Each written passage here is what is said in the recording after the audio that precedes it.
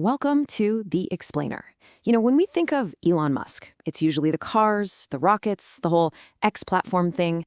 But what if all of that is just the tip of a much, much bigger iceberg? Today, we're diving into a conversation that really pulls back the curtain on the single, kind of mind-bending goal that ties everything he does together. So let's just get right into it. We all see the products, right?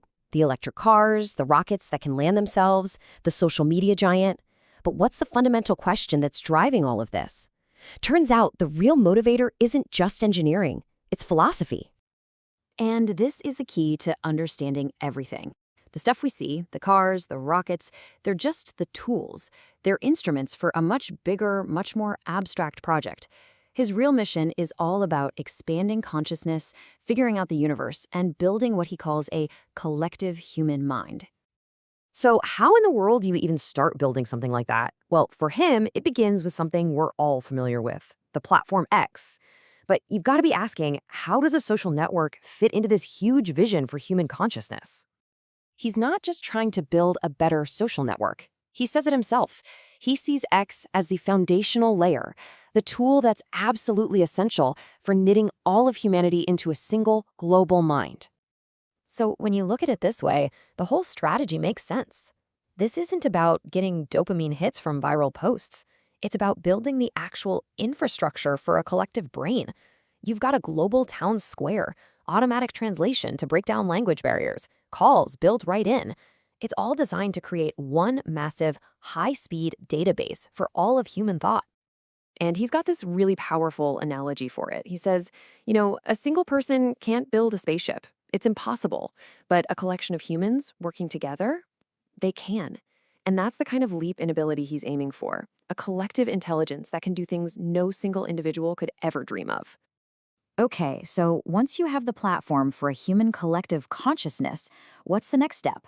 Well, this is where artificial intelligence enters the picture, and what that's going to mean for every single one of us. And this is where his vision gets really radical. He's predicting that in less than 20 years, AI and robotics will make work completely optional. It won't be something you have to do to survive. It'll be a choice, like a hobby. Now, this is a much bigger idea than something like universal basic income. He is describing a future of genuine total abundance, where AI and robots can literally create and give you any good or service you can possibly think of. I mean, that is a complete shift in how we relate to the world around us. So let's follow that logic. If work is optional and you can have pretty much anything you want, what does that do to our whole concept of an economy? Well, this leads to what might be the ultimate disruption of all, life after money.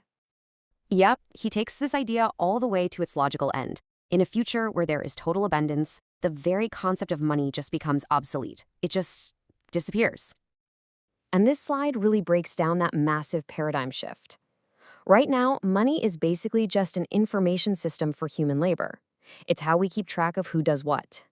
But when human labor isn't the limiting factor anymore, that whole system just breaks. And he argues the only real fundamental currency left is energy, a pure physics-based measurement of the ability to get useful work done. He even connects this all back to simulation theory, which is pretty wild. His logic goes something like this. If we are living in a simulation, the creators would probably choose to run the most interesting scenario possible. And what's more interesting than a civilization on the brink of creating AI and total abundance? So, he argues, that makes this future the most likely one. Okay, so after all of that truly mind-bending futuristic stuff, what's the takeaway for us, right here, right now? What's his core piece of advice for anyone trying to build something today? It turns out, before we get to that post-work, post-money world, his guiding principle is actually really simple. He says, focus on creating value, not chasing money. Just aim to be a net contributor to society. Put more in than you take out. And if you do that, he says, the money will just naturally follow. So, when you put it all together, what we've really uncovered here is a unified roadmap. It's not a plan for a bunch of separate companies, it's a plan for the future of consciousness itself. And it leaves us with maybe the most important question of all.